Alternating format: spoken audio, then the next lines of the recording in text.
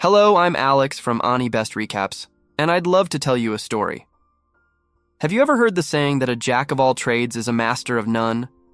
It is basically like being a Swiss Army knife in a world that only cares about high-end power tools. You can do a little bit of everything, which sounds great on paper, but the second a specialist shows up, you are suddenly the most invisible person in the room. This is the exact life story of our protagonist, Orhun. He can pick up almost any skill under the sun, but the catch is that no matter how hard he grinds, someone always comes along and makes him look like a total amateur. The young man is constantly looking for a way to get past this plateau, but everything changes one day while he is just working at his desk. His party leader catches him off guard by casually announcing that he is being kicked out of the group. The leader, a guy named Oliver, explains that he has been ignoring the power gap in the party for a while, because they are childhood friends and he wanted to keep him around. But things finally reached a point where it is impossible to deny that having the guy there is just holding everyone back. Oliver at least tries to be nice and let him down easy, but the other two members are total jerks about the whole thing. Annalie and Derek straight up call him a sack of dead weight and tell him the team would be much better off without him.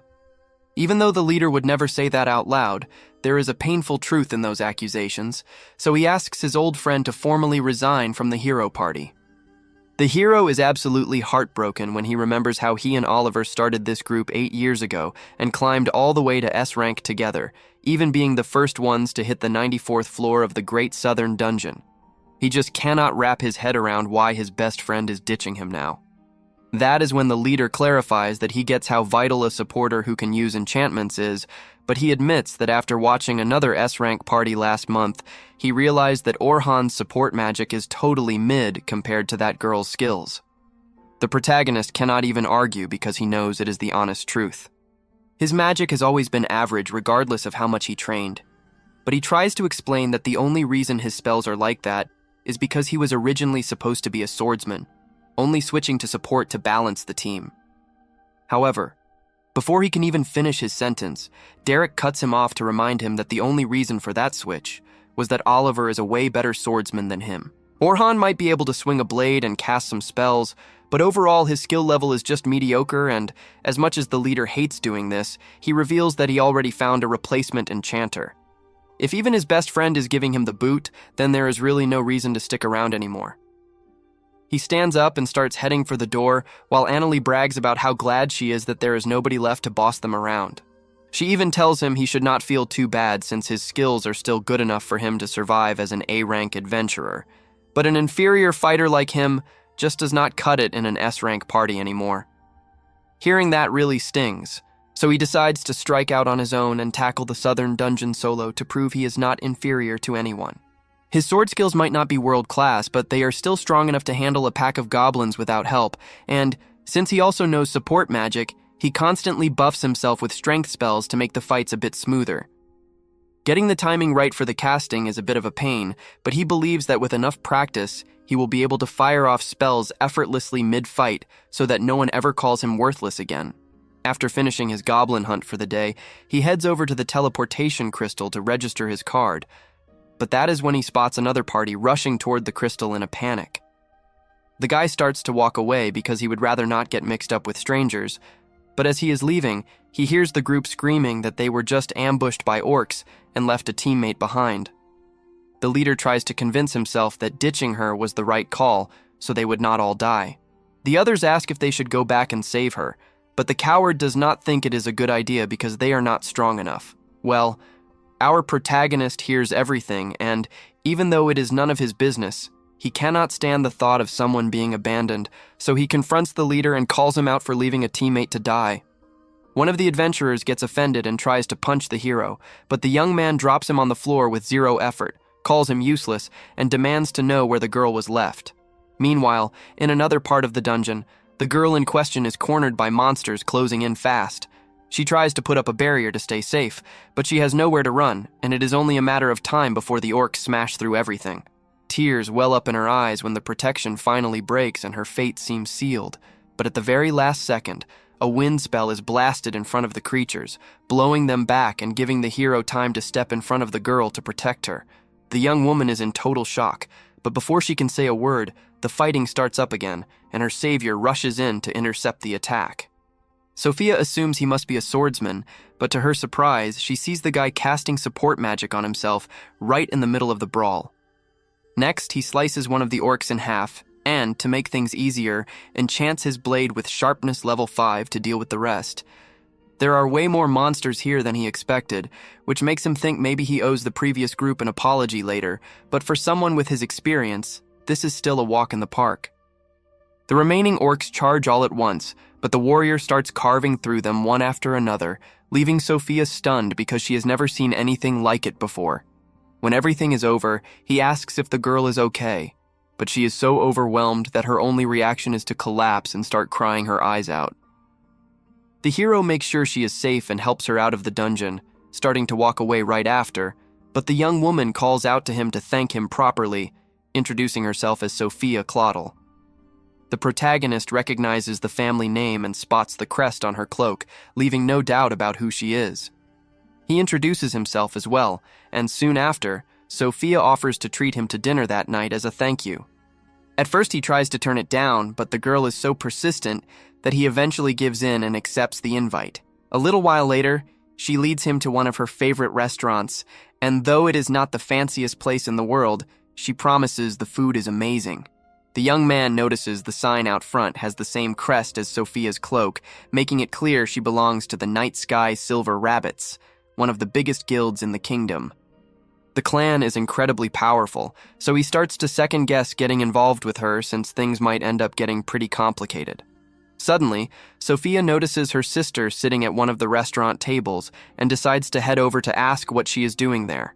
Selma explains that she had a meeting nearby and decided to grab dinner at the spot, but she immediately switches the subject and questions why Sofia is with a man, since in her eyes the girl is way too young to have a boyfriend. However, after taking a closer look, the woman realizes the guy is actually Orhun and notes that they have crossed paths somewhere before. The young girl is surprised to find out the hero knows her sister, but the truth is that it would be impossible for him to forget her. Selma Claudel is the leader of the most powerful S-rank party in the Silver Rabbits, plus she holds the title of the strongest enchanter on the entire continent. She is basically the reason support mages gained so much respect in team formations, and, by a crazy twist of fate, she is the exact same pro the protagonist's old squad used as a benchmark to justify kicking him out. The young man already suspected Sofia was part of the clan, but he did not expect her to be directly related to someone that high profile. He does not recall ever doing anything to offend the powerful mage, so he does not understand why she looks so heated in his direction. Selma gets right in his face and asks if he really thinks it is appropriate to be out on a date with her 14-year-old sister this late at night. The protagonist understands the concern and guarantees that it is all a massive misunderstanding, stating that he has zero romantic interest in the girl. However, the way he says it makes the woman even angrier, because she interprets it as him calling Sofia unattractive or ugly. The younger sister then has to beg her to stop making a scene in front of the man who saved her life, and upon discovering that Orhun was the savior of her little sister, Selma pulls a total 180, apologizing for the rudeness and thanking him deeply for the help. Everyone sits down together, and this ends up being the first time the hero and the Silver Rabbit leader actually have a real conversation. He explains they met during a raid last month where they were both enchanters, though the guy was mostly just acting as an assistant. The woman admits he was a massive help, which is exactly what she expected from a member of the prestigious hero party. With that, the young man reveals that he is not on that team anymore. Selma is floored when she hears the news because she cannot wrap her head around why anyone would dump a member that useful. But since she is a strategist who does not miss an opportunity, she immediately asks if he would be interested in a job. The protagonist mentions he wants to go solo for a bit to avoid getting tied down to any clan, but the mage insists she just needs someone to help with a training expedition starting tomorrow, promising the pay will be insane. The focus would be just to teach the new recruits during a 3-day trek down to the 50th floor. Even though there are already A-rank adventurers leading the mission, the leader confesses she would feel way better if he were there. After all, after working together on that last raid, she saw exactly how capable the young man is as an enchanter. The hero is honored by the respect, but reminds her that he was literally booted for being considered a weak support compared to her, and says he is done being limited to just support magic, turning down the offer politely. The woman is surprised by the rejection, but decides not to push it if that is what he wants. However, Sofia starts pleading with him to reconsider, saying she would feel so much safer on the expedition if he were present. Going back to the support grind was not the plan, but seeing the girl beg like that makes him soften up, and he promises to think it over before giving a final answer. Selma is happy with the possibility, and the guy sets one condition. He will only accept if he can fight using his sword, since he is finished being restricted to just enchantments. The mage can barely believe what she just heard, because she has never seen a supporter switch to direct combat and seriously doubts he is any good at it. But she figures that if things get dicey, he will naturally go back to using support spells. She tells him that if he decides to join, he should show up at the Silver Rabbit HQ first thing in the morning, and then everyone goes their separate ways. Before heading home, the hero stops by a weapon shop where he seems to be very close with the owner. The old shopkeeper brews some tea and thanks the young man, mentioning that business has been great since he started recommending the shop to people. Unfortunately, the reason for the visit was to break the news that he was kicked out of the hero party, and that now nobody will listen to his recommendations anymore, apologizing for not being able to help out. The old man tells him there is no need for apologies because regardless of being in a famous group, he is still the same solid guy. The shopkeeper even encourages the protagonist to start living for himself from now on and help people however he wants. The next morning, the protagonist heads to the guild HQ and meets President Vince Breyer, who says it is a pleasure to meet someone he has heard so much about. The guy asks for more details before committing, and the president has Selma explain the whole deal. The plan is to hit the 21st floor on day 1 and work their way down to the 51st. Before the young man arrived, the mage and the president were actually talking about how brain-dead the hero party was for letting him go. In her eyes, that old team is going to be way weaker now, since Orhun's support magic was basically carrying their battles. While his spells did not have massive power, his casting speed was insane, being at least 4 times faster than Selma's. Plus, he could juggle multiple original spells at once while scouting the whole battlefield to make the best moves. Vince finds it hard to believe someone that talented was labeled useless, but the mage thinks he was just so good at his job that his teammates never even noticed how much he was contributing to their success. Back in the present, she finishes explaining that there will be 10 rookie groups with only 5 escorts total, including the 2 of them. The idea is for the newbies to handle everything on their own, but the vets will step in if things get messy. The guy gets the logistics, but wonders why there are only 5 protectors. For a short run like this, the normal move would be to hire as many people as possible to minimize risk. The leader gives a weak excuse about not wanting to make it too easy for the kids, but the hero can tell there is something else going on that she is not telling him. They must have some secret objective they are trying to reach, and it is obvious they would not tell Orhun anything since he is an outsider, so the guy just decides to set that doubt aside and roll with the plan. Vince thanks him for his understanding and, as part of the deal, hands over 2 gold coins in advance, promising another 10 once the mission is successfully finished. Our protagonist even questions if they are sure about this, since the value is equal to a full year of living expenses for just a few days of work. But Selma guarantees that he is worth every penny to the clan. The next day, the hero arrives early at the dungeon entrance as agreed, and immediately spots several rookie adventurers getting ready nearby. Shortly after, the Claudel sisters show up, and Sofia looks radiant seeing the guy, showing a level of happiness that Selma considers a bit over the top. So much so that she makes a point to remind him that the youngest isn't 18 yet, and that he should not try any funny business. Changing the subject, the leader asks why he is standing so far from the rest of the group, and the guy explains that he didn't want to make the recruits nervous since they've never seen him before. It is a solid argument. But since they'll need to get to know each other sooner or later, Sofia offers to handle the introductions. First, she takes him to meet the other 3 escorts, named Anthem, Bernard, and Kathy. Anthem and Bernard are defenders while Kathy acts as a healer, but the protagonist finds this formation really weird because even though he can use his sword, Selma didn't know that when she invited him, which means she was planning to go into the dungeon without any frontline attacker. The real reason is that the woman was desperate for results, since the Silver Rabbits hadn't made any relevant progress in the last year, and she wanted to score a win fast even if it was risky, but she'd never admit that out loud. To avoid tough questions, the mage cuts the talk short and decides to introduce the guy to the rookies. She gives a speech to all the recruits saying she understands the nerves of going down to the 51st floor for the first time, but guarantees that nothing will go wrong because she recruited powerful adventurers to help out. With that, she introduces the hero as the cornerstone of the operation and reveals to the crowd that he has already reached the 94th floor, so everyone can trust him blindly. The rookies are amazed by the guy's achievements, especially when they find out he was an official member of the hero party, leaving our protagonist not knowing how to react to so much attention. With the intros done, the leader orders everyone to do a final gear check and asks the guy to specifically escort Group 10 because they are the most promising rookies, believing they can learn a lot from his example. Meeting his team, he finds out that Sofia is part of it, but finds it weird that there are only 3 members while all the other groups have 4. Logan, the party's enchanter, arrogantly claims it's because none of the other rookies can keep up with them, so they were grouped together instead.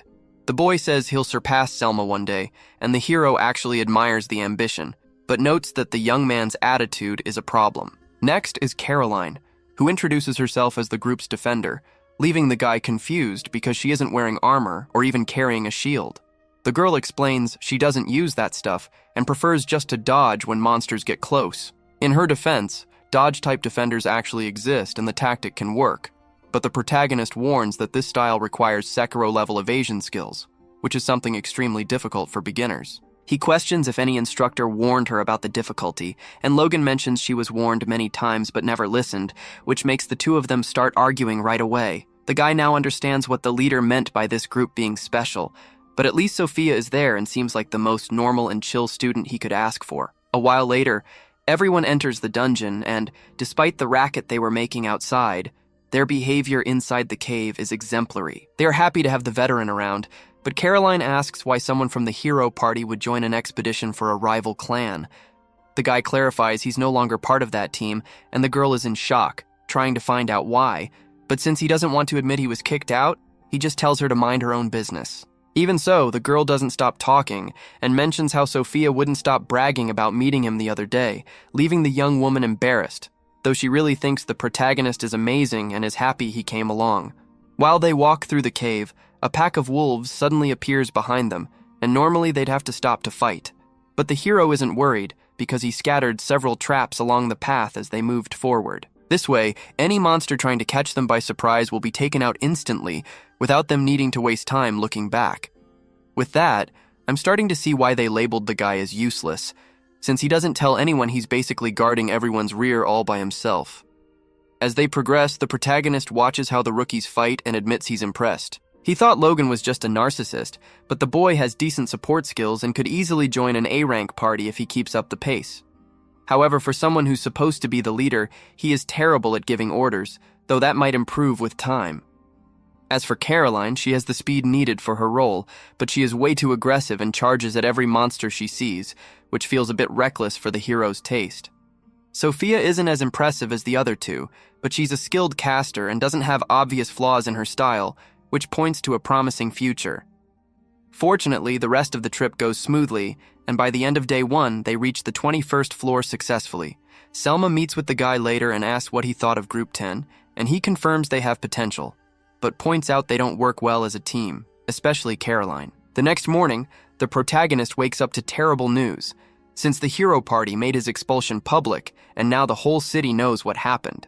He knew this would happen sooner or later, but he wished it was after the expedition, since the students looked up to him for being a hero, and their opinion would surely change once they knew he was banished. With no other choice, he heads to the dungeon entrance for day 2 of the mission, but on the way he is approached by Luna. She is also part of the hero party and was always very kind to him, but she was traveling when the expulsion went down. He knows she would have defended him if she were there and wonders if things would be different, but there's no use speculating now. Luna asks him to return to the team because they need his strength, and the guy is surprised, questioning if the others feel the same way. But she confesses she hasn't talked to anyone yet, and that she went to find him because she knows how important he was to the team.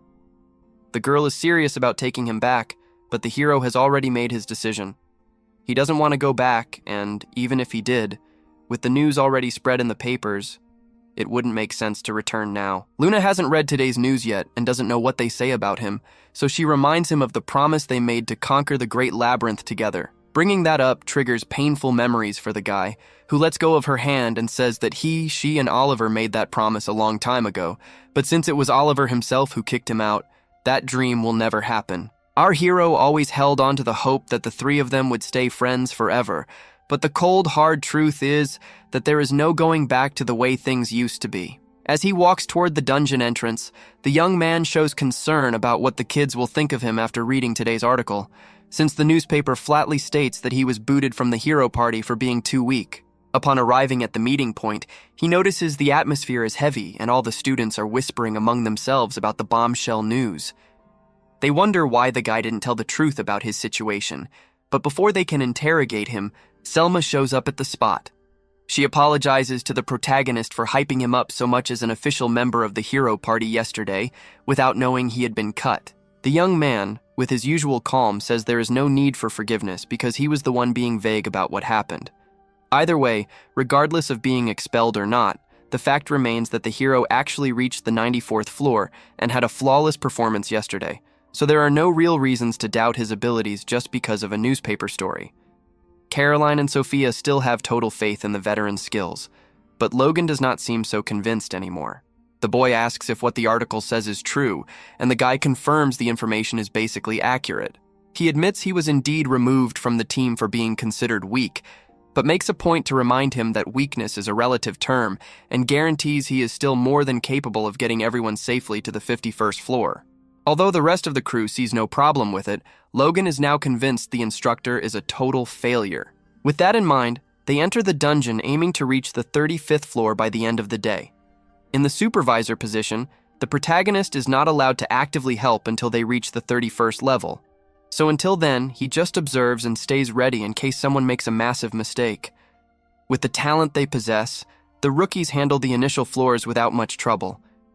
As soon as they finally step onto the 31st floor, the veteran takes the lead and positions himself at the vanguard, but suddenly orders everyone to stop because he senses monsters right ahead. Everyone prepares for combat against a group of goblins. He requests that Caroline start the attack, and the girl immediately rushes into the fray, but she gets a bit too excited and ends up needing cover. The hero prepares to ask Logan to cast some buffs on her, but before even opening his mouth, the boy has already started casting the spells on his own. The young enchanter believes it is not worth waiting for instructions from someone who is no longer a hero, thinking that anyone could do the instructor's job. The guy notices what is going through the pupil's head, but does not let it affect him. Instead, he focuses on Sofia, and notices that, unfortunately, she is face to face with an orc. The young woman is paralyzed with fear due to the trauma of almost dying in the dungeon previously, but the protagonist does not intend to interfere directly just yet. Logan judges the master as a failure for not saving the girl in danger and prepares to step in. But that is the moment he realizes the veteran secretly launched an agility debuff on the monster to give the girl time to pull herself together. With that, he guarantees to the young woman that she is strong enough to handle that threat and reminds her that this time she is not alone like in the past because she has Caroline, Logan, and himself right there for support.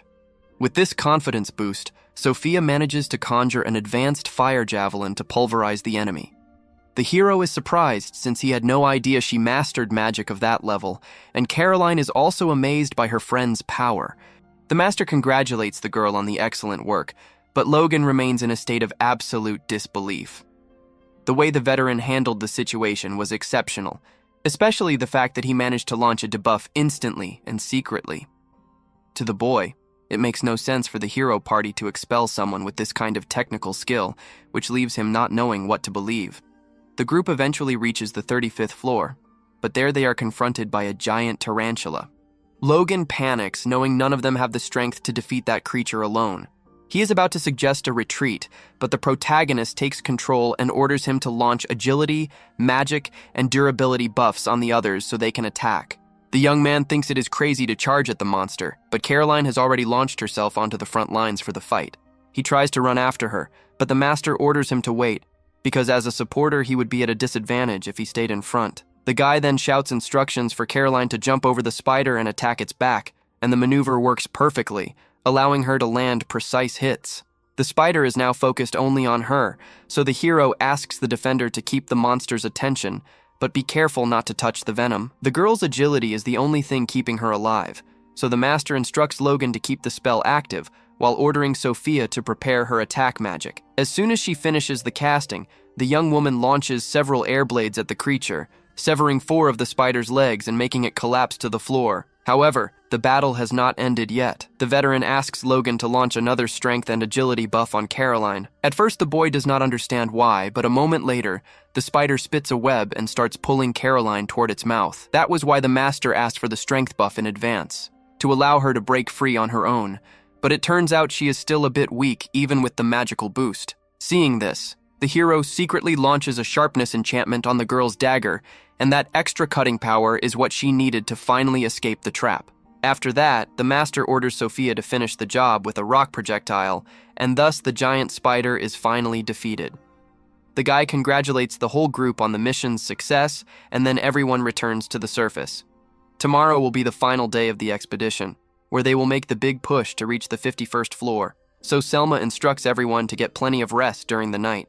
While Orhun says goodbye for the day, he is suddenly called out by two of the other mission supervisors, but to his relief, they aren't there to cause any kind of trouble. Actually, the veterans just wanted to invite the hero to dinner, since they seem like cool people, and he didn't get a chance to chat with them during the expedition. The guy accepts the invite, and everyone heads to the local tavern. Meanwhile, Sofia, Caroline, and Logan are in a carriage heading home, but the young enchanter's mind is racing at 100 miles an hour after everything he saw the instructor do in combat. He remembers Sofia mentioning that the guy saved her from a group of orcs and asks if she remembers exactly how he fought. The young woman admits she wasn't really paying much attention to the technical details, but recalls that when the hero landed, there was a massive gust of wind, and immediately after he launched some kind of enchantment on his own sword before slicing through the monsters.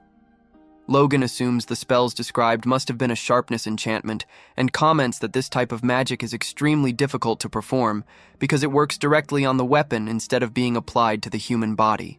In addition, the boy finds it very strange that the veteran is using a sword to attack when he shows himself to be so skilled with magic. Sofia confesses that she doesn't know the reason for this choice either, but remembers hearing something about him having switched to the attacker role recently. Logan confesses that he was very disappointed when he heard that the instructor had been banished from the hero party and even felt angry at him for betraying his expectations. But now he realizes he was completely wrong about the guy.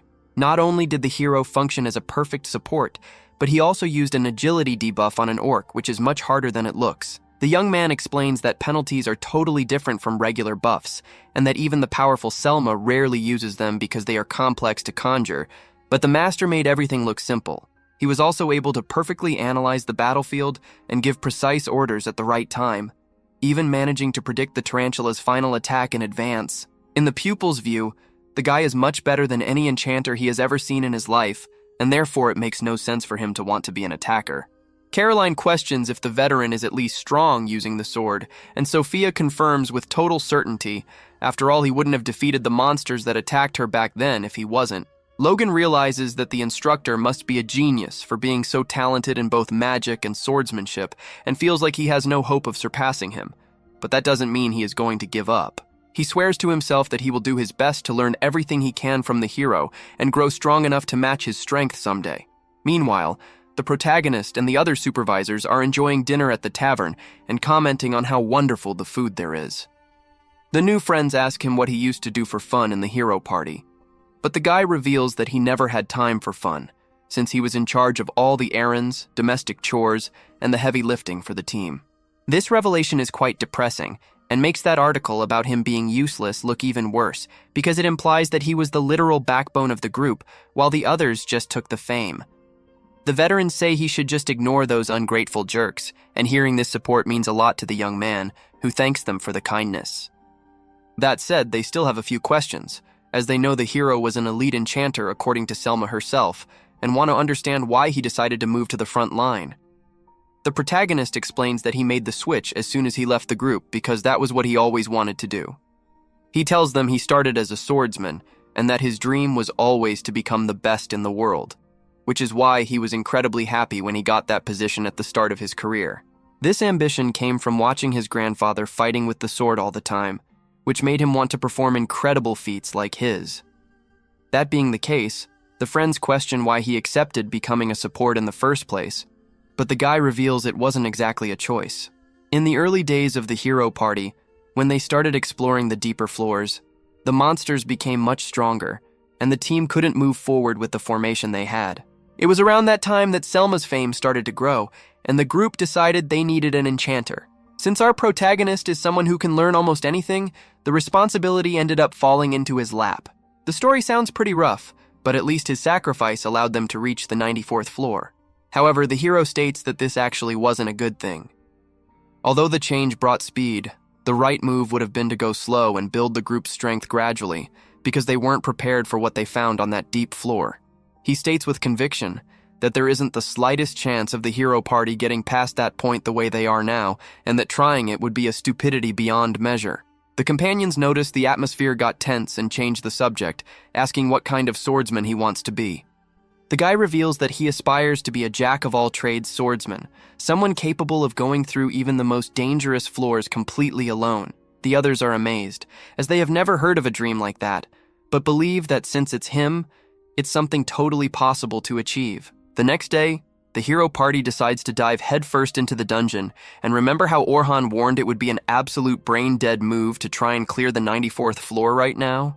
Well, it looks like they are about to make that exact same mistake. The next morning, the protagonist returns to the dungeon entrance for the final stretch of the expedition and is immediately greeted by his young students. Caroline decides to give Sofia a little nudge to talk to the guy, mentioning it would be amazing to get a reward after finishing the mission. She then pokes her friend to remind her about the plan to officially invite the hero to join their guild.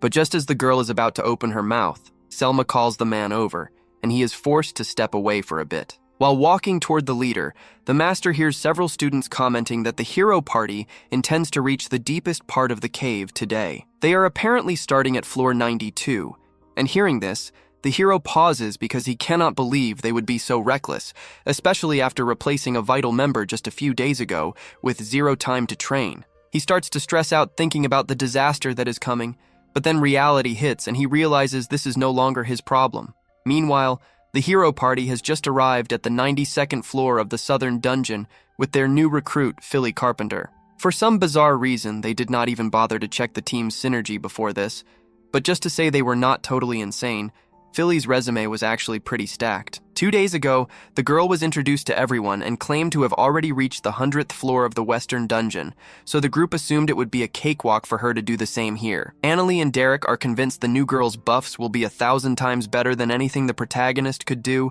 and immediately start throwing shade at their former companion. Derek and Annalie were especially annoyed because the hero never let them throw extravagant, flashy parties, even with a fortune sitting in the party's bank account. Hearing this talk already sets off red flags for Philly, because those two sound like the type of people who would already be broke if the man had not been managing their finances with an iron fist. Oliver interrupts the conversation and asks everyone to stop talking about the former member, as the day is meant to welcome the new recruit. Just then, Luna appears furious because she just found out the hero joined the Silver Rabbits expedition and is shocked to see the others already replaced him without even asking her first. She questions why their friend is with the rival guild, and Derek and Annalie can barely believe he managed to get into such a prestigious group in such a short time. But to them, it does not change a thing since he is no longer part of the party. Initially, the girl thought the hero had given up on carrying the group on his back because they were slowing him down, but Derek proudly states that they were the ones who kicked him out. Luna is speechless at such stupidity and reminds everyone that the man was literally the core of the team and that without him, they never would have made it this far. But the others refuse to accept reality. Derek says that no matter how much the companion admires the protagonist, he will always be a fifth-rate enchanter and a loser, while also pointing out he is already gone, so there is no point complaining. The girl does not like this one bit, but she knows there is no way to convince her friend to come back now, so she just grits her teeth and accepts the loss. The others take her silence as agreement, so Oliver decides to double down on the stupidity and announces that he wants to test Philly's synergy right there on the 92nd floor, and if all goes well, they will move to the 94th to break the record.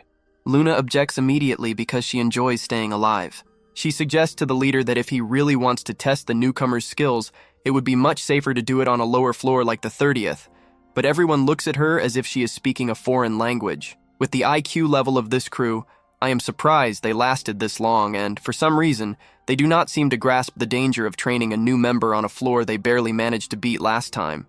Derek and Annalie admit it was a close call in the last raid, but they are certain the old support was the only reason they struggled. So with someone like the new recruit, who has to be 1,000 times better, there will be no issues. The girl is still against the idea since there is a black dragon on that floor and she does not want to be roasted alive. But Oliver warns they are doing it regardless, and she cannot refuse.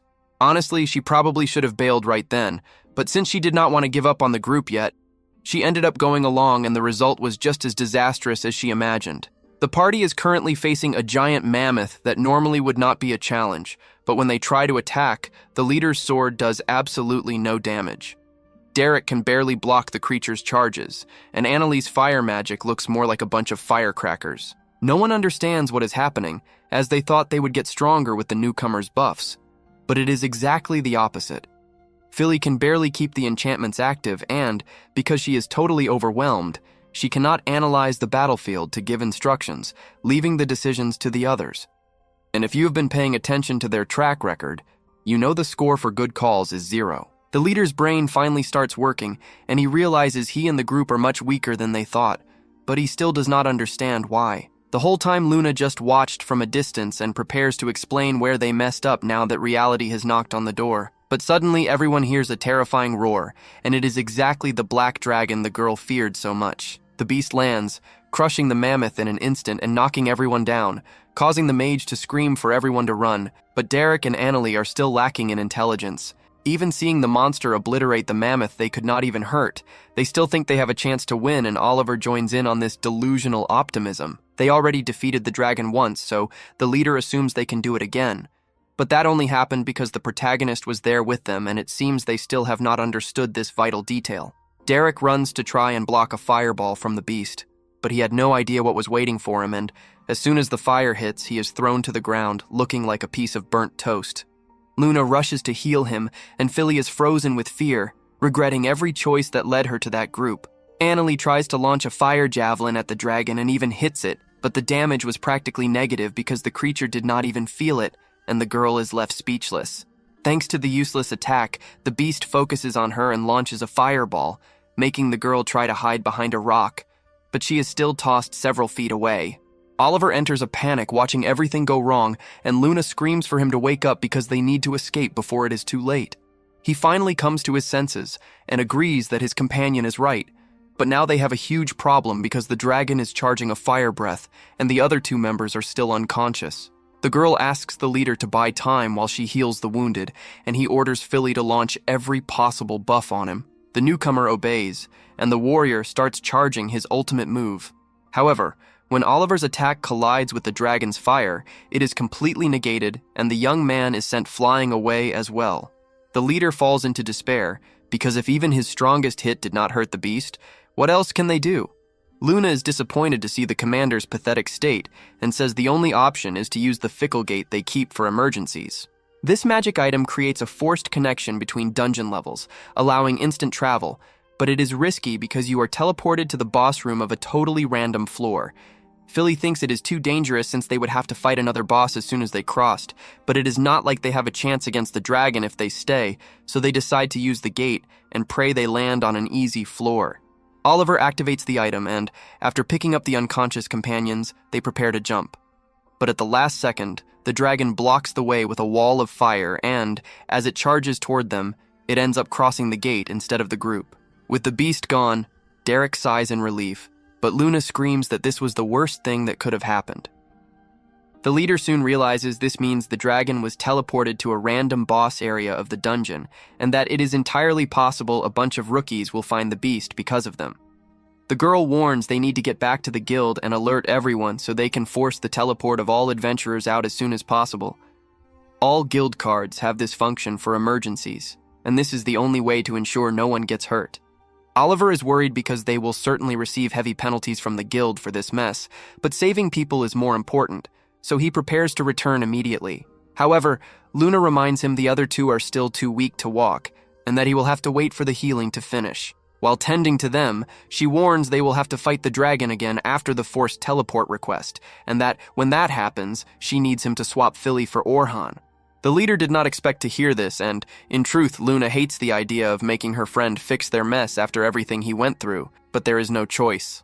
She explains that the reason everyone seems so weak now is exactly the absence of the hero. She says that individually none of them got worse, but the warrior does not believe it, because his divine slash did not even scratch the creature.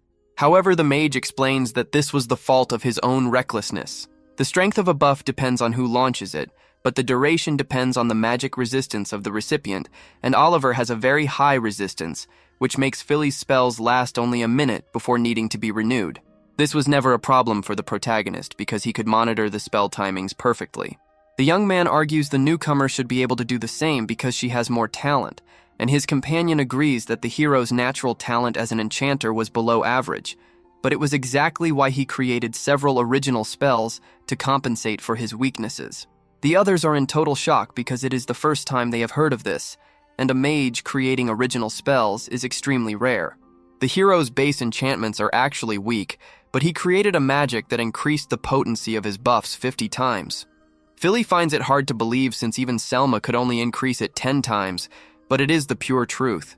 The leader's ultimate move works by accumulating energy and, in theory, if he had spent more time charging, he would have caused damage, but he got so used to the young man's buffs making everything more efficient that he started putting in less effort, and the same goes for Annalie. She got so used to the support that she started using only mid-level spells instead of advanced ones, because they were easier. To top it off, the protagonist's spells also work on equipment, so all their attacks and defenses became dependent on his magic without them realizing it.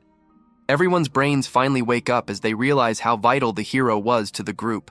But moments later, Oliver's intelligence takes a nosedive as his ego takes over, and he convinces himself that defeating the dragon before had nothing to do with the young man, even though we can clearly see Orhun carrying the team in the flashback. We are back with our hero and his pupils because today is the ultimate day of the expedition. They are kicking things off on the 36th floor with the goal of reaching the 50th, so they can finally teleport back home in safety.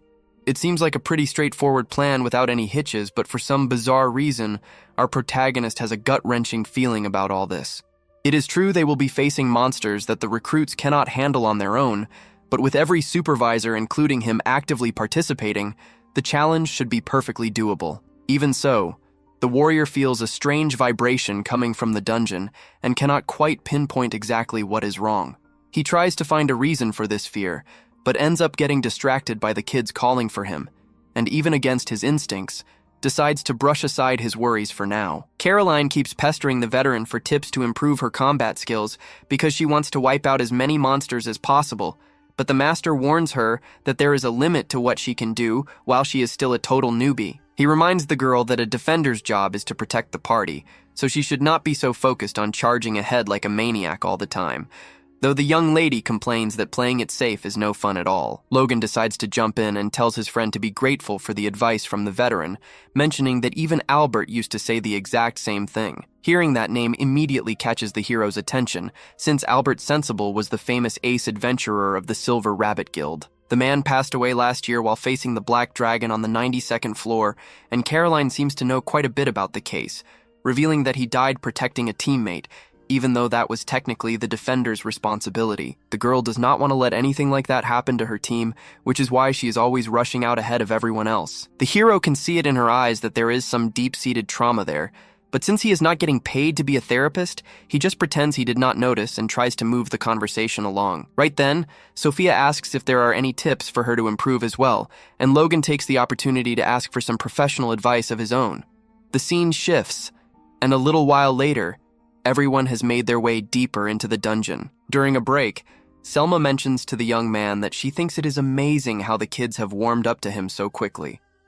The protagonist admits he was worried about how they would treat him after that hit piece in the newspaper came out, but they all accepted him regardless of the drama.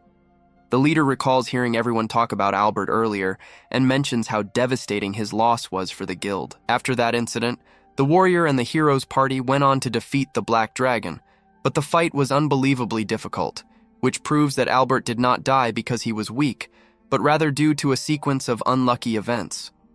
The mage starts talking about how hard it has been to find someone capable enough to fill the void he left behind, and the hero realizes she is trying to use this as an opening to recruit him again.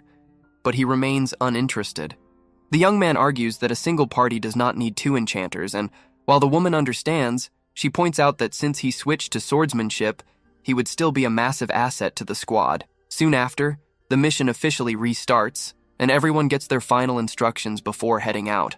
The protagonist and the others are placed in Group 10, which puts them at the very end of the formation, indicating they are seen as the most promising members of the pack.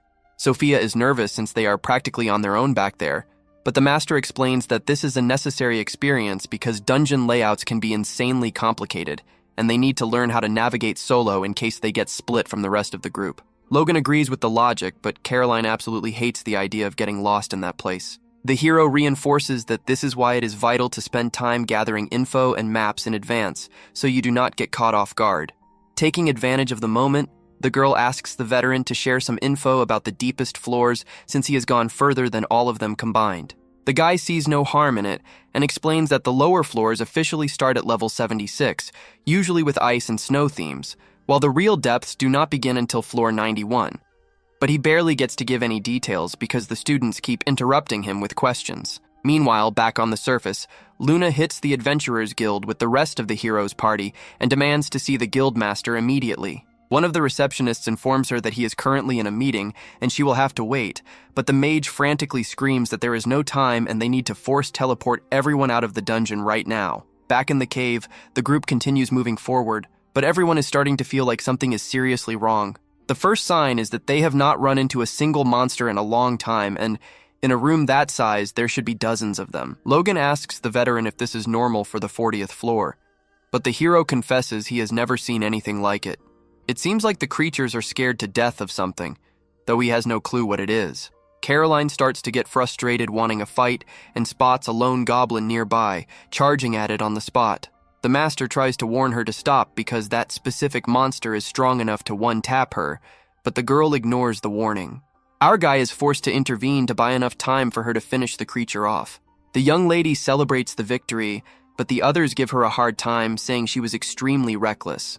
At first, she does not care, but her friends point out that without the hero there, she would be in grave danger and would force the rest of the team to risk their lives to save her. The defender realizes her mistake and apologizes, and the protagonist decides not to hold a grudge as long as she is more careful. In fact, since Caroline loves fighting so much despite being a defender, the veteran offers to teach her a special technique called active defense.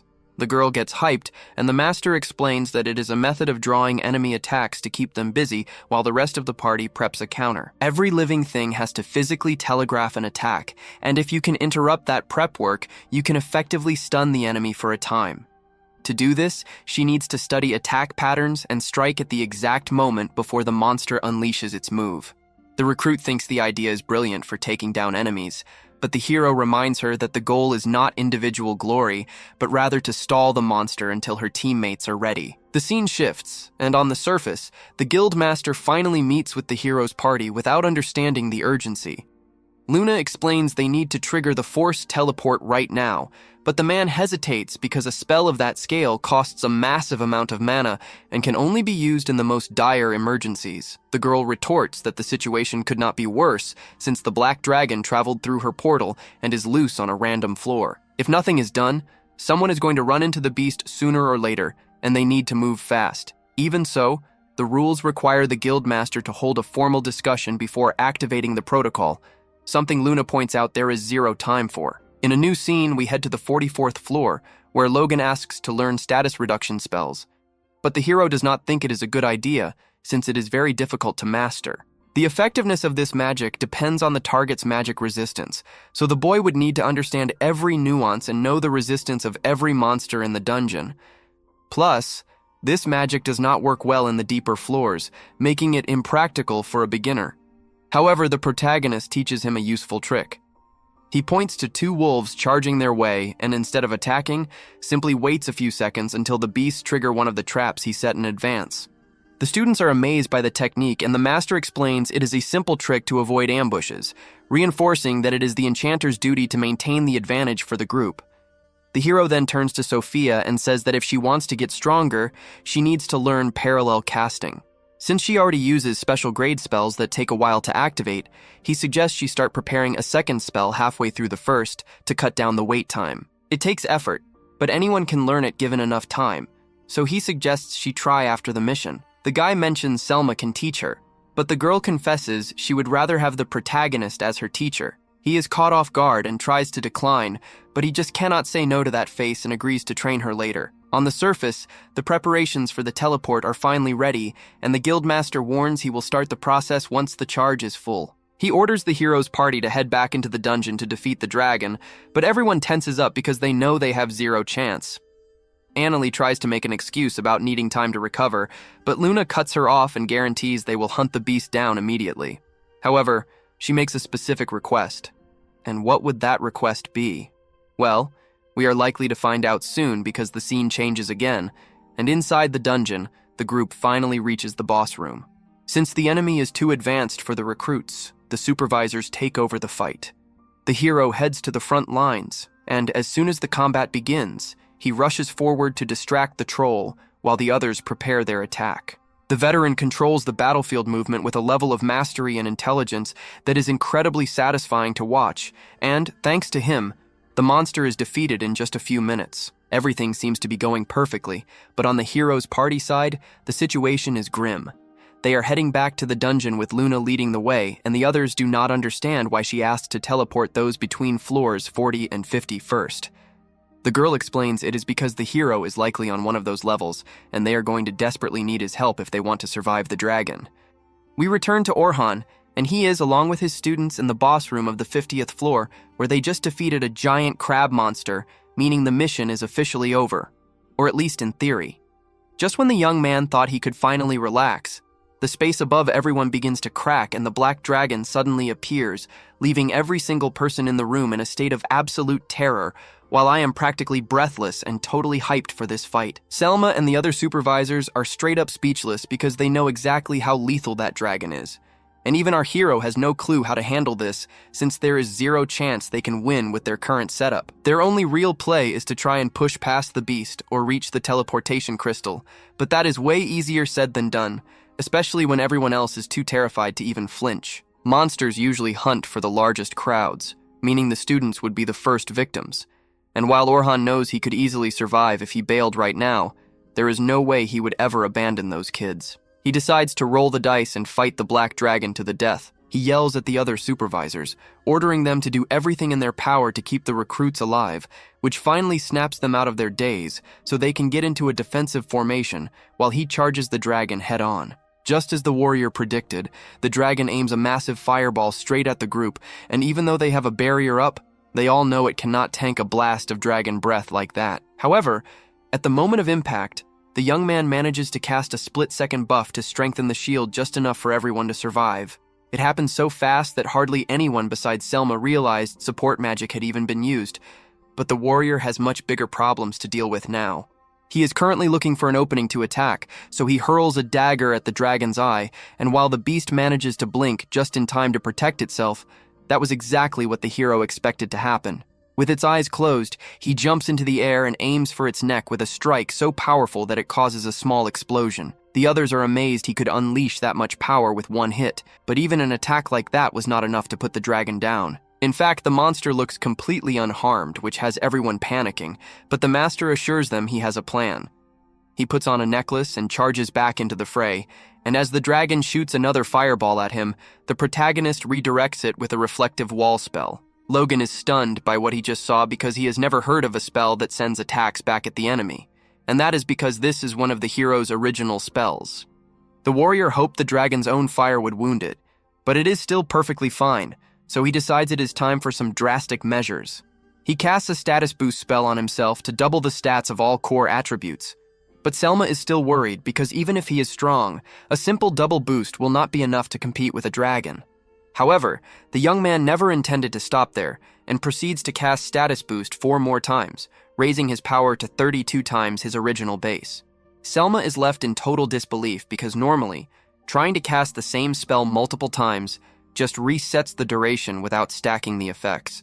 So she has no clue how he pulled off such an unbelievable feat, but something tells her this is not his only trick. With a 32 times boost, the protagonist moves so fast the others cannot even track him, but he cannot maintain this for long since casting the equivalent of 30 spells at once takes a massive toll on his body. He wants to end the battle immediately, so he jumps at the dragon again. But while he is midair, the beast swings its tail to knock him out of the sky.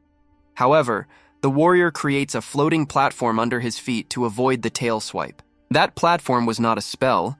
It was the work of a special ability called magical convergence, which allows him to gather magic in a single point and materialize it. He also uses raw magic to propel himself through the air, making his kit extremely versatile, though he is not the only one with this power. Oliver also has this ability, but instead of using it for mobility, he uses it to beef up his attacks. The hero casts a series of buffs on his sword as he goes in for another strike, and this time, he actually manages to do decent damage, but the strain from maintaining those buffs is catching up to him.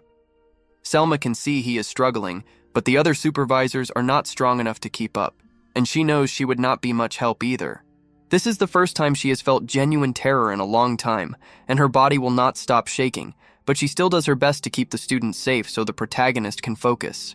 Years ago, when the hero was a kid, he spent all day playing with Luna and Oliver in the village, but everything changed when the Fire Nation attacked. He and Oliver were training outside that day, and by the time they returned, they found the entire village burnt to the ground by bandits and everyone they knew slaughtered. Both were heartbroken and hated themselves for being unable to protect their people. But they spent the day burying the bodies and swore they would become strong enough to make sure a tragedy like that never happens again. That is a promise the protagonist has worked his entire life to keep, and he will not let a single dragon stand in the way of him protecting his friends. A purple mist begins to surround the dragon, indicating it is about to unleash its most powerful attack, and Selma wonders what the warrior has planned. He figures out the mist works like magical convergence, meaning the dragon is gathering energy to form weapons in every direction. But since it is using fewer weapons than the last time he fought one, it must be underestimating him. He takes advantage of that, dashing from side to side to avoid the fire while using a fireball as a distraction to get close for another strike. Unfortunately, with the extra energy the dragon accumulated, its scales have become too tough to cut through. To make matters worse, the dragon constantly bombards him with mana attacks, forcing the hero to put up a rock wall for protection. That did not work out well because the dragon curved a spear around the wall, leaving the warrior completely vulnerable. Fortunately, he had precast a reflective wall just in case, but he really could have died right there. The others watch with bated breath, but Selma knows it won't be easy because the hero still has not landed a decisive blow. Fighting solo is way tougher than he thought, and as much as he hates his former party for betraying him, he cannot deny they were useful. Last time, Derek and Luna blocked the mana attacks while Annalie provided cover fire and Oliver finished the job, but now he is forced to do everyone's job at once. He knows it will not be easy, but failure is not an option, so he uses the active defense techniques he taught Caroline to keep the dragon off balance while drawing it away from the students. Once at a safe distance, he unleashes a massive wave of fire blasts. The dragon remains mostly unharmed, but the warrior knew that, which is why he modified the spells to act as traps that absorb mana to reactivate with greater intensity. The blasts chip away at its health, but the beast eventually destroys the magic circles. Luckily, he still has a trump card, and since Oliver dealt the final blow last time with Divine Slash, the hero decides to do the same with his own version. As the dragon fires back, the warrior unleashes his Divine Slash and casts an impact buff at the moment of contact, allowing the strike to cut through the dragon's fire and hit it head-on. There is a huge explosion, and a piece of the dragon falls to the floor, leading everyone to think it is over, but the dragon is still very much alive. It sacrificed its tail to block the slash, which the hero did not account for, but he should have expected that from a boss. The dragon fires even more blasts, forcing him to run, but mid-sprint his buff timer runs out and his strength returns to normal. Selma tries to cast her own status buff on him, but the hero cancels it immediately and tells her to stay out of this because her buffs are too weak to make a difference. He tells her to focus on the students and casts another quintuple status boost before hitting the beast with a buff thunder shock that knocks it out of the sky. The dragon crashes into the ground, but it is still alive, and the warrior is running out of tricks. His sword shatters in his hands, but the dragon is also on its last legs, so he drops the broken blade and pulls out his ultimate trump card. He casts a destruction spell to summon a pure black greatsword made of highly compressed magic, a weapon no one has ever seen him use. The protagonist jumps at the dragon for one final face-off, bouncing himself off dozens of reflective walls across the battlefield to build up insane speed before finally striking from above and finishing the dragon off once and for all. Back on the surface, Orhun's old party is frantically rushing back to the entrance when the forced teleportation finally kicks in, pulling everyone inside the dungeon back to safety just as planned.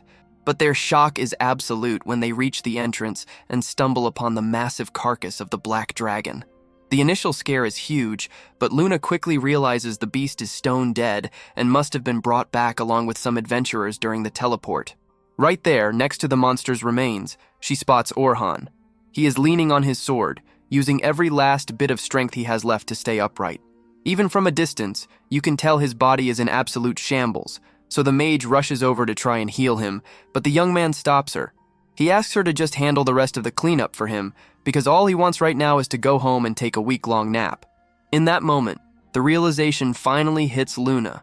Orhun is the only person on his team who is actually hurt, which means he straight up soloed the dragon, something that sounds completely impossible to anyone else.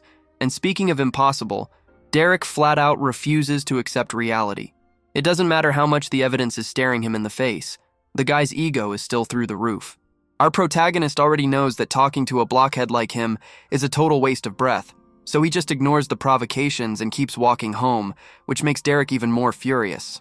That is when Luna finally loses her cool and screams at her ex-teammate, telling him to stop making a fool of himself because, in plain terms, he is a total loser and will stay a dead weight until he admits he is way weaker without Orhun's help. Hearing such a raw, cold truth sends Derek straight into rage mode, and he tries to charge at Luna. But the girl wasn't joking when she called him useless, because she manages to freeze him in place without even lifting a finger. Honestly, she could have ended the guy's entire career right then and there if she wanted, but Oliver yells for the two of them to stop fighting. However, even though it is plain as day that he was wrong about Orhun being weak, Oliver still refuses to admit to himself that he was the real problem the whole time. After everyone returned home, the kids from the expedition were tasked with filling out reports on what happened in the dungeon, and Sofia is already planning to write down every single detail about how amazing Master Orhun was. She is super hyped to get started, but then Selma walks in looking like she got hit by a truck from pure exhaustion. The leader collapses onto the bed without saying a word, so Sofia, being the sweetheart she is, suggests they take a bath together to relax their muscles and clear their heads. Selma jumps on the idea immediately, and they head to the bathhouse. While they are soaking in the hot water, the blonde asks Sofia what she really thought of the young man's performance during the fight. The girl is almost at a loss for words because what she saw made her realize Orhun is so insanely strong, she can't even begin to process what he actually did. However, little Sofia mentions that it wasn't actually that hard for her to keep track of his movements. Selma is stunned to hear this and sits up abruptly to ask what exactly the girl managed to see. The girl explains that while his power and speed were unmatched, everything the master did was basically just the fundamentals. He simply applied the techniques of active defense, magic use, and enchantment he taught them with absolute perfection. But what is truly surreal is that he managed to play all of those roles simultaneously and solo. The leader is amazed that her pupil managed to grasp so much from such a complex display, and she starts feeling a bit inferior since she knows she will never reach that level of power. But Sofia assures her that she still respects Selma above everyone else, and tells her not to be so hard on herself. Speaking of pushing too hard, the next morning, Orhun is feeling the aftermath of breaking his physical limits against the dragon. He knew this was coming and actually considers himself lucky because, given how much mana he burned through, getting away with just muscle pain is a win. He gets up to look out the window, and, to his surprise, sees Selma heading his way. A few minutes later, the two meet up at a cafe, and the lady apologizes for bothering him, but she really wanted to check and make sure he was okay. The guy says there's no need to worry but thanks her for the gesture. Selma then stands up and thanks him formally, making it clear that he is the sole reason they finished the mission without a single death, and she is eternally grateful for it. She asks if he would be willing to go to her clan because the leader wants to meet him, and since he has nothing better to do, the protagonist agrees. Once they arrive, the leader goes straight to the point and offers him a spot in the Silver Rabbits. And it isn't just any spot. He wants Orhun on the front lines of Unit 1, the guild's most powerful group, with an instant promotion to the rank of lieutenant. The hero is in total shock because it's unheard of for someone so young to take a leadership position like that, but the leader insists he has more than enough experience and skill. The boy is flattered, and pretty much anyone else would have said yes on the spot, but he doesn't want to give a rushed answer and asks for some time to think it over. The boss understands and tells him to take his time. But on his way out, Orhun is told that the guildmaster of the adventurers also wants to see him, so he heads there next. On the way, He reflects on the Silver Rabbit's offer and admits it is a great deal, but the fear that things might end up like they did with his old party still haunts him. He didn't even want to think about those jerks after everything they put him through, but unfortunately, when he arrives for the meeting, he finds every single member of his old team sitting there. The guild master starts the meeting by mentioning that all reports point to Orhun killing the Black Dragon and asks if it's true. The hero confirms it, but a second later, Derek and Annalie let out a smug little laugh and say the boy should be thanking them because he just got lucky enough to land the finishing blow after they weakened the beast. I'm telling you, this level of delusion is honestly worthy of scientific study. Orhun tells Derek to shut his mouth with total authority, calling him too stupid to have a valid opinion. Derek was about to start a scene, but the guildmaster tells him to sit his butt down and stay quiet before he gets suspended. That is when our protagonist turns to Oliver and asks what on earth he was thinking, taking a rookie enchanter to the 92nd floor on her very first day. He asks if Oliver really thought it would be easy just because he had been there before, hitting the leader's ego right where it hurts. Orhun starts ripping into the guy, reminding him that he specifically warned Oliver that he wasn't strong enough for that level yet. Oliver tries to justify it by saying he thought an enchanter with more magical talent than Orhun would make things easier. But the hero isn't even mad about being fired anymore. He's mad because Oliver still doesn't understand what an enchanter actually does. The protagonist starts reciting the individual magic resistance and buff durations for every single member of the team from memory, explaining that an enchanter needs to track all those numbers while giving orders and watching the enemy's movements at the same time. He finishes by asking if Oliver honestly thinks he could pull that off if he tried. Meanwhile, back at the clan, Logan, Sofia, and Caroline are talking about the future and decide they really want Orhun to join them so they can learn more. Selma, watching from afar, wants that too, but she feels inadequate, thinking she would only slow him down because of the power gap. The kids run up to Selma to ask for the hero's address, but she hesitates, saying they would just be a burden to him. But the kids already know that. They admit it is a selfish wish, but they want to learn from him so that one day they can be strong enough to stand by his side as equals. This makes the leader realize she has a lot to learn too, and that she can work to close that gap. She gives them permission to try and convince him and lets them know he just left the guild. Orhun is leaving the building, knowing his old party is going to face a heavy penalty for the mess they caused, and he gets ready to head out when he sees the kids running toward him. Feeling like that is going to be a lot of work, he ducks into an alley and starts booking it. Because of the wounds from the day before, he can't run very fast, so he uses mana platforms to hop onto the rooftops and escape. He breathes a sigh of relief as he watches them pass right under him, but decides to lay low in his grandfather's store.